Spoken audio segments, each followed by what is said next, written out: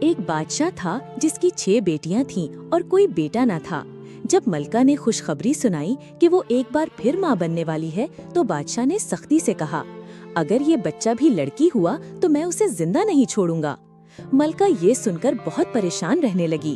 جیسے جیسے زچگی کا وقت قریب آتا گیا، بادشاہ نے دایا کو حکم دیا کہ بچی پیدا ہوتے ہی اسے ختم کر دے۔ وقت آیا، ایک نہایت حسین بچی دنیا میں آئی۔ دایا نے جیسے ہی اس کا چہرہ دیکھا تو وہ اسے مار نہ سکی۔ بچی ہنس پڑی اور اس کے ہونٹوں سے خوشبو بھری پھول جھڑنے لگے۔ دایا یہ منظر دیکھ کر حیران رہ گئی۔ ملکہ کو جب یہ خبر ملی تو وہ خود بھی دنگ رہ گئی۔ اس نے دایا کو بہت سا سونا چاندی دے کر کہا کہ بادشاہ سے جھوٹ بول دے تاکہ وہ ننھی شہزادی کو چھپ کر پال سکے۔ یوں شہزادی خفیہ طور پر بڑی ہونے لگی۔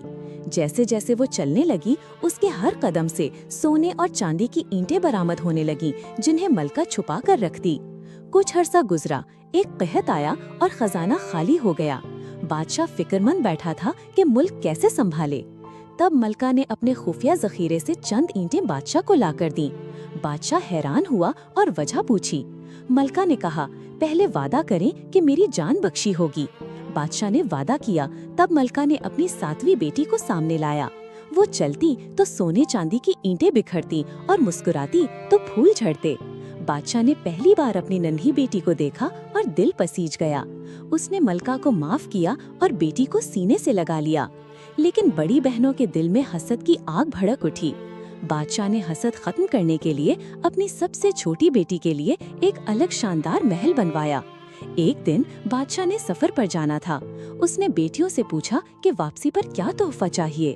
چھوٹی شہزادی اپنی دعا میں مصروف تھی۔ اس نے اپنے کنیز سے کہا، بادشاہ سے کہو صبر۔ کنیز نے سمجھا کہ کوئی چیز ہے جس کا نام صبر ہے۔ بادشاہ واپسی پر باقی بیٹیوں کے تحفے لایا اور سب سے چھوٹی کے لیے ایک ڈبہ دیا۔ یہ ہے صبر۔ شہزادی نے کچھ نہ سمجھا اور ڈبہ ایک کونے میں رکھ دیا۔ ایک دن گرمی میں پنکھا تلاش کرتے ہوئے اس نے ڈبہ کھولا تو اندر ایک حسین و جمیل پنکھا پایا۔ جیسے ہی اس نے پنکھا ہلایا، ایک نہایت خوبصورت شہزادہ اس کے سامنے آ کھڑا ہوا۔ شہزادی اسے دیکھ کر بے ہوش ہو گئی۔ شہزادے نے اسے ہوش دلایا اور کہا، یہ پنکھا جب ہلاؤ گی میں حاضر ہو جاؤں گا اور جب چاہو گی واپس چلا جاؤں گا۔ یوں دونوں دن رات ساتھ گزارنے لگے۔ یہ بات بڑی بہنوں کو معلوم ہو گئی۔ ان کے دل میں حسد اور بڑھ گیا۔ وہ ظاہری دوستی جتانے لگے اور بہن سے شہزادے کے بارے میں راز جاننے کی کوشش کرنے لگے۔ انہوں نے ایک دن کہا، ہم نے تمہارے مہمان کے لیے ایک نرم بستر تیار کیا ہے، لیکن اس بستر پر انہوں نے شیشے کے ٹکڑے بچھا رکھے تھے۔ چھوٹی بہن نے اعتبار کیا اور پنکھا ہلا کر شہزادے کو بلایا۔ وہ جیسے ہی بستر پر لیٹا، شیشے کے ٹکڑے اس کے بدن میں چپھ گئے۔ شہزادہ خون میں نہا گیا۔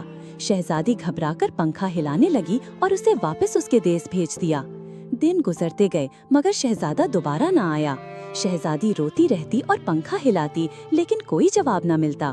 آخر اس نے عزم کیا کہ وہ خود شہزادے کے دیس جائے گی۔ اس نے لڑکوں کے کپڑے پہنے اور سفر پر نکل پڑی۔ جنگلوں میں بھٹکتی رہی۔ ایک دن ایک درخت کے نیچے آرام کر رہی تھی کہ اس نے ایک طوطے اور مینا کی باتیں سنی۔ مینا نے کہا، اصل علاج تو اس دیوے ہیکل جنگلی کبوتر کی یخنی ہے جو قد میں انسان جتنا بڑا ہے اور جس کی آنکھیں نیلی ہیں۔ اگر اس کبوتر کی یخنی بنائی جائے اور شہزادے کو پلائی جائے تو اس کے سارے زخم ٹھیک ہو جائیں گے۔ یہ سن کر شہزادی نے ارادہ باندھا کہ وہ اس کبوتر کو ڈھونڈے گی۔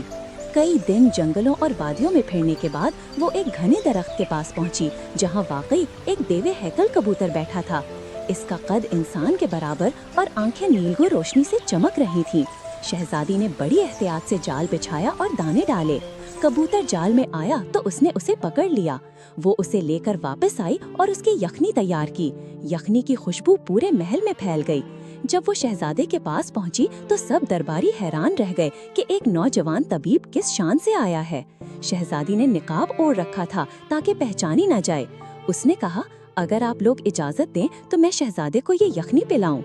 یخنی پلائی گئی تو کمال ہو گیا۔ شہزادے کے زخم تیزی سے بھرنے لگے۔ چند دنوں میں وہ مکمل تندرست اور پہلے سے بھی زیادہ حسین و جمیل ہو گیا۔ شہزادے نے شکر گزاری کے لیے طبیب کو دربار میں بلایا اور کہا، اے مہربان حکیم، تم نے میری جان بچائی ہے، جو چاہو مانگ لو، میں انکار نہیں کروں گا۔ شہزادی نے مسکرا کر کہا، شہزادے، کیا آپ مجھے پہچان نہیں پائے؟ ये कहकर उसने निकाब हटा दिया। शहजादे ने चौंक कर देखा तो उसकी अपनी महबूबा शहजादी सामने खड़ी थी। खुशी के मारे वो बेइख्तियार उसके कदमों पर झुक गया। दरबार वाले भी हैरत से देखने लगे। शहजादे ने उसे अपनी जिंदगी की मालिक कहकर तख्त के बराबर बिठा दिया। कुछ ही दिनों बाद दोनों की शानदार शादी हुई। शादी के मौके पर 7 दिन और 7 रात जश्न मनाया गया। शहजादी ने अपने वालिद बादशाह को भी पैगाम भेजा। बादशाह, मलका और सब बहनें भी शादी में शरीक हुए। बड़ी बहनों ने शर्मिंदा होकर माफी मांगी। शहजादी ने दिल बड़ा रखा और सबको माफ कर दिया। यूं शहजादा और शहजादी हमेशा खुशो खुर्रम रहने लगे। जब वो हंसती तो फूल झड़ते, जब चलती तो सोना चांदी बरसने लगता और जब अपने पंखे को हिलाती तो खुशियों की हवा चल पड़ती। अस्सलाम वालेकुम। अगर आपको ये कहानी अच्छी लगी हो तो चैनल को सब्सक्राइब कर दें और बेल आइकॉन का बटन दबा दें। बहुत शुक्रिया। पता है, मैंने अल्लाह से पूछा कि या अल्लाह मुझे तेरी मदद कैसे मिलेगी, तो पता है जवाब आया कि तुम सब्र और नमाज से मदद लिया करो। और फिर मैंने पूछा कि या अल्लाह मैं बहुत गुनहगार हूं, तो पता है क्या जवाब आया कि तुम अल्लाह की रहमत से मायूस मत हो, वो तुम्हारे सारे गुनाहों को बख्श देने वाला है। और फिर मैंने पूछा कि या अल्लाह मैं बहुत अकेला हूं, तो पता है अल्लाह ने क्या इरशाद फरमाया कि बेशक हम तुम्हारी शहरक से भी ज्यादा करीब हैं।